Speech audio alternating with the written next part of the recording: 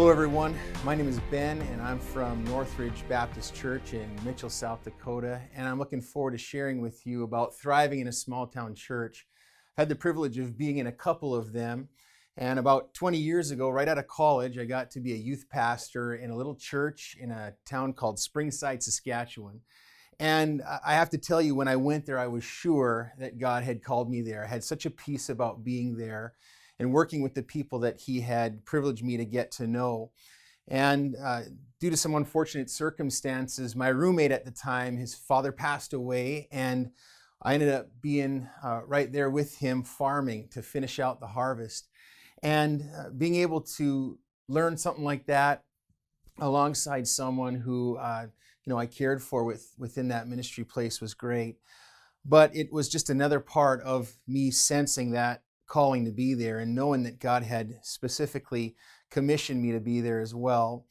In a small town, you sometimes wonder if it's a stepping stone. It really shouldn't ever be, even if you're not there long term, but really be exactly where God's put you so you can serve God, love Him, and that congregation at the same time. So that's where we are commissioned, to be in the place exactly where He wants us to be. Second of all, I want to encourage you, if you're in a small town church, to get connected, because it can be lonely, it can be hard. And small towns, they're typically understood to be warm places, but they're also places where sometimes you're in and sometimes you're out.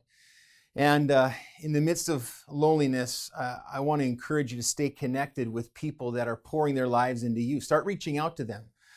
See what they're like and invite them to get together and spend some time growing deeper in that relationship and just see how it might go. If it's reciprocated, God might be putting you in a place where you could be mentored by them, or you could pour your life into them. So there's relationships where they might be mentoring you, you might be mentoring them, or maybe your peers side by side.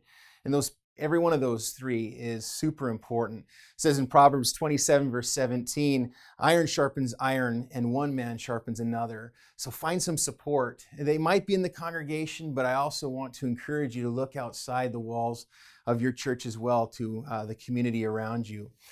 The third way I believe we can be thriving in a small town church is by understanding what it means to be completed.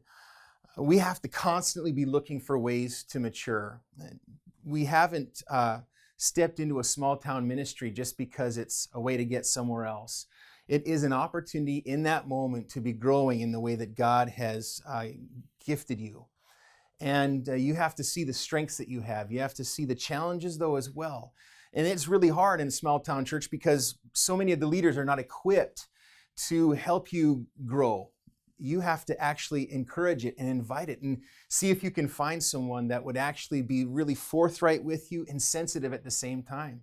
And you think, goodness, I don't know, would very many members of the congregation be able to give me great feedback? You just never know what God might do. You could read a book together.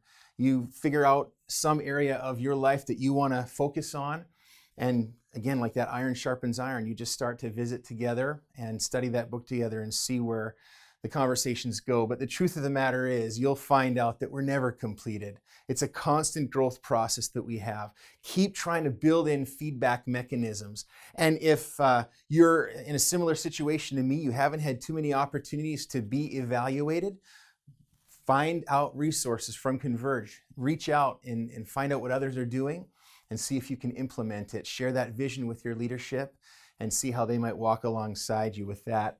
The fourth way I believe you can thrive in a small town church is to understand again that you're called. And sometimes we get confused about the difference between being commissioned and called. The calling is so personal. The commissioning happens as we get to know those people and it's more public. But the calling is a personal, positive thing that God gives to you.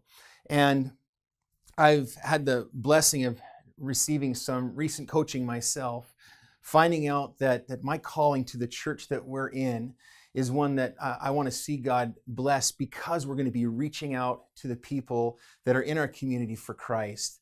It's not just about encouraging those saints, that's part of it, it's discipling them, but having a mission that is compelling, teaching your people how to be invitational, providing a service that is one that they want to invite their friends to. And you think, goodness, it's hard to have those kind of resources to make that happen. But keep praying. Keep seeing how God might provide in ways that you never would have expected. And do exactly what he leads you to, being faithful to it. Ask him for it. Let your prayer be guided by him and see what he might do. I really love being in small town churches. And the one that I've been in has been a blessing. And I've been in city churches too. There's a lot of things that carry over. But when we have a calling to be in the place that God has us, I believe we can understand our commission, we can be connected, we can be completed, and be called as well. This has been a Converge Whiteboard Leadership moment. To find more information, visit us at converge.org.